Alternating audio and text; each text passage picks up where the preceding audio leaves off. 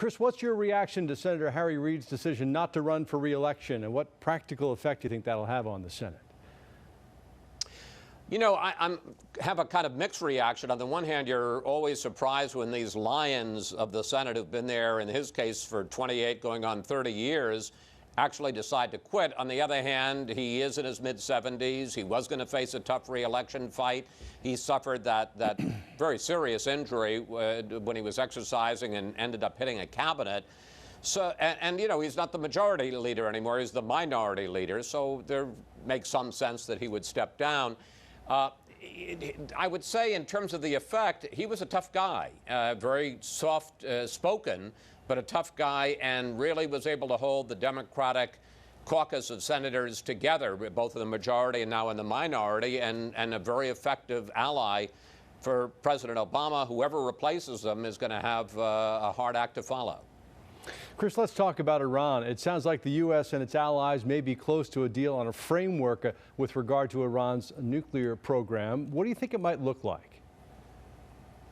Well, if there is a deal, and I still don't think it's a done deal that there will be one, we know that there will be limits on the nuclear infrastructure Iran's going to be able to have, how many centrifuges, how much enriched uranium they'll be able to keep, what level of enrichment. You know, if it's 5%, it's not a weapons grade. If it's much higher than that, it can be weapons grade. And the whole point will be to try to keep Iran at least a year away from being able to develop the material it would need for a nuclear bomb.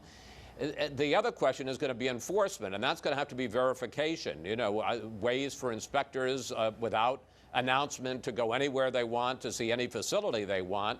And then on the flip side, what the Iranians get out of this is some kind of timetable for the Western, the allies, the rest of the world, in effect, to lift its economic sanctions against Iran.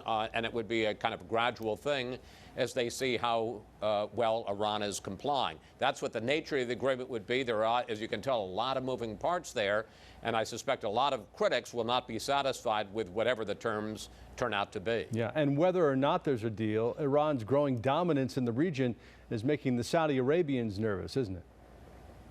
Absolutely. I mean, you know, that's the weird thing about what's going on right now. You have the U.S. and 5 allies trying to work out a nuclear deal with Iran at the same time that, you know, forgetting nuclear aspects to it, Iran is spreading its influence into Yemen, into Syria, into Iraq, becoming more and more of a regional power in Yemen. Their rebels that are backed by them have basically taken over most of the country, and they have a long border that they share with Saudi Arabia. Saudi Arabia is very nervous about that, and they've started launching airstrikes to try to push back the Iranian-backed rebels. And you've got a weird situation where the U.S. is on the side of the Saudis against the Iranians in Yemen, while we're on the side of the Iranians against ISIS in Iraq. I mean, it's one of those old sayings, like at a baseball game, you can't tell the players without a program. Exactly.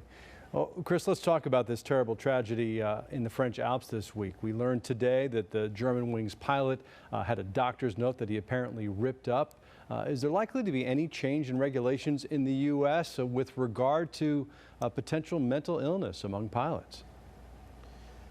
You know, I don't know. I mean, obviously, there's supposed to be all kinds of screening and psychological screening and physical screening. On the other hand, here you've got a guy who apparently had some problems. Some of them may have been mental, some may have been physical, and he purposefully went out of his way not to tell his employer. I'm not quite sure. You know, again, you've got to remember, these people are in the air all the time. There are hundreds of thousands of people flying millions of flights. How do you keep track of all of them, particularly in the case of somebody who is purposefully trying to keep information from the airline? I'm just not sure you can do it. Yeah.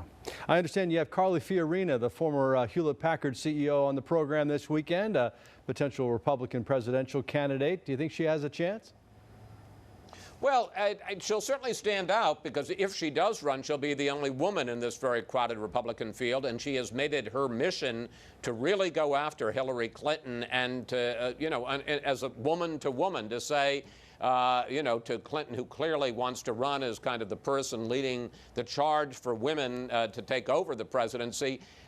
You know, yes, she may be the right gender, but she's got the wrong politics, so she'll stand out. I think she certainly is a long shot to win the presidential nomination, let alone to be president. Having said that, you know, if she's an effective spokesperson and a good attack dog against Hillary Clinton, you could certainly see her on the ticket as a vice president or potentially for a Republican president as a top member of the cabinet. So, you know, if she does well in this race, first of all, if she runs, secondly, if she performs well in the campaign, it could be very good for her career, even if she isn't the nominee. What else do you have on Fox News Sunday this weekend, Chris? Well, we're also going to be trying to make sense, as you and I have been trying to, of what's going on in the Middle East and what is U.S. strategy. As I say, we're on different sides of the sectarian battle in different countries. We're fighting with Israel and trying to negotiate with Iran. It really is a very strange time. We'll be talking about it with the former head of the Defense Intelligence Agency, Lieutenant General Mike Flynn, knows as much about what is going on in that part of the world as anybody else, and because he doesn't have a job in the administration anymore, can be very frank in saying what he thinks.